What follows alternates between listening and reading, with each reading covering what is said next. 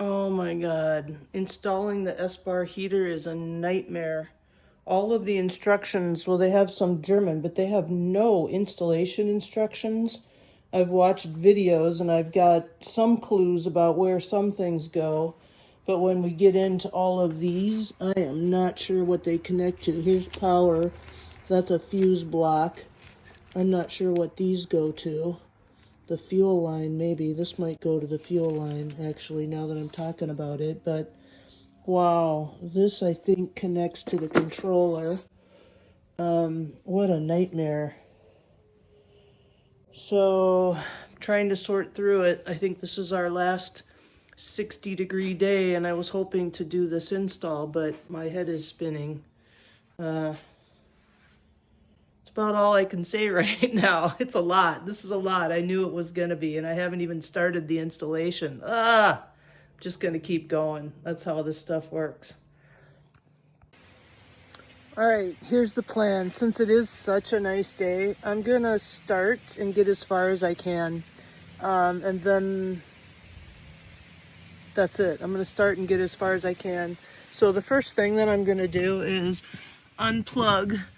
This is the battery. I'm going to unplug that. It's actually unplugs the negative cable, and then that'll allow me to remove my seat and unplug the airbag without causing any error messages on my car. So that's the first thing we're going to do, is pull that off. It says wait 10 minutes.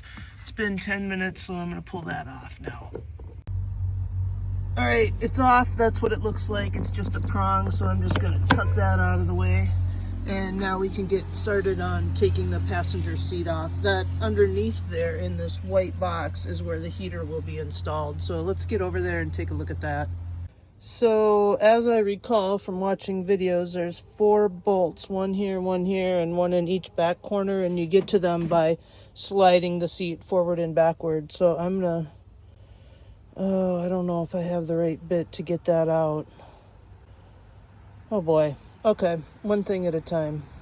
So I did go buy a socket kit that fits this. And what is it? I'm using the 9E16 is what it is. So that's the one that was required to take these bolts off of each corner. And I've done that, and I just vacuumed out the inside, and I'm going to get a wet rag now and wipe it out. I think what we're going to do today, since, you know, our weather really is... I have so much left to do on the van, and I'm just not going to make it. I'm not going to make it this year. I have to concede. For those of you that are joining one of my videos for the first time, the story is I live in Minnesota, and I do have an attached garage on my house, but it's not tall enough to accommodate the van. So I only am able to work on the van conversion, I guess by choice, because I don't like working out there in the cold winters, but I only work on it in spring, summer, and fall. So that's it. That's the story. But what I'm going to do is put the swivel seat on, because that is something that I can get done. I guess I haven't officially mentioned it either, but I bought a Scopema swivel seat, just the passenger side, because I've got the shower behind the driver's side. I opted out on that. So anyway, that's what I bought, and that's what we're going to install now. So I'm just going to clean this up, and we'll install the swivel seat. And then next spring, you know, when it warms up again, we'll come out and try to finish some of the tasks that are yet undone.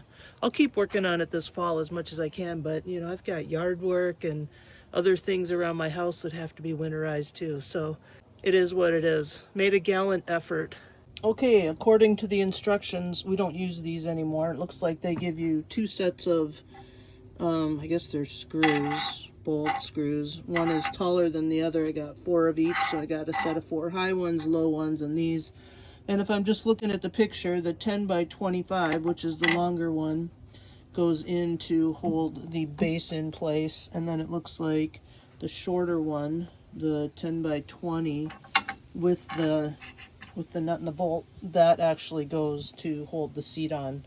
So I'm going to start by, it says you have to swivel the base, and then we're going to screw the base into the box, and then we're going to screw the base into the seat. All right, I've swiveled the base over so I can get access to all the holes, and next thing I'm going to do is put the longer bolts back in, and looks like I got to get a different kind of a bit for that. Hopefully that's something I have. I'll start them by hand. Well, happily I got the swivel seat installed. It wasn't really too bad. I did have to trim the skirt, and I think it looks pretty good, but on some of these older sprinters, I guess you have to cut off some of the plastic. So anyway, I did that, but got one task done today. Yay! If you enjoyed this video, be sure to leave a thumbs up and subscribe to the channel.